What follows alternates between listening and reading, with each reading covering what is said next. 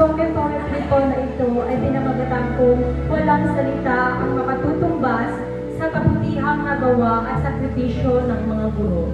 Ang mga guro ay parang salamin, mga refleksyon ng ating sarili na nagsasabi sa atin ang bawat estudyante sa mundong ito ay nangangailangan ng edukasyon at kalinga.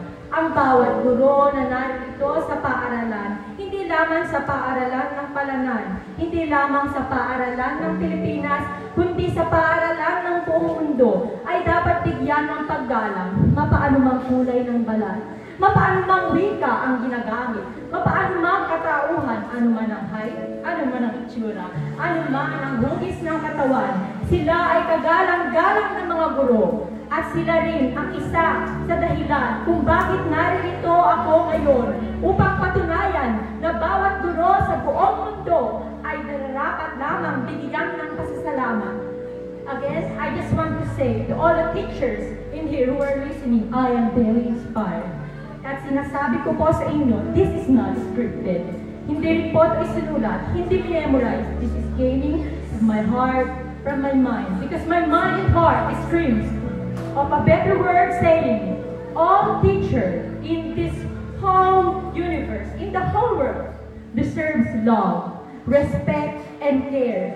Dahil sila ay mga guro na nagbigay sa atin ng pagkalinga. Sila ay pangalawang mga magulang. Kaya ang mga guro na makikita ninyo, mapa-LGBTQ member man, proud ako na sabihin, sila ay mga guro.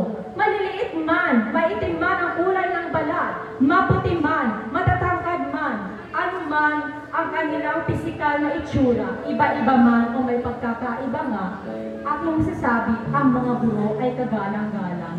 Ang salitang galang ay hindi lamang sapat.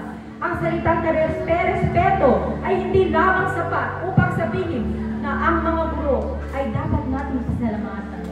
Gusto ko pong ipaalam sa lahat ng mga estudyante na kahit minsan maging kooperatiba tayo sa mga guro. Ating sabihin sa mga guro, ma'am, kahit minsan lamang, maraming salamat po. Kahit po minsan ang mga estudyante, matitigas ang ulo, matitigas ang puso sa mga guro. Halos minsan mapaiyak na lang ang mga guro pag nawawalang galang sila ng mga estudyante. Ngunit makikita mo, meron pa rin paggalang ang mga guro.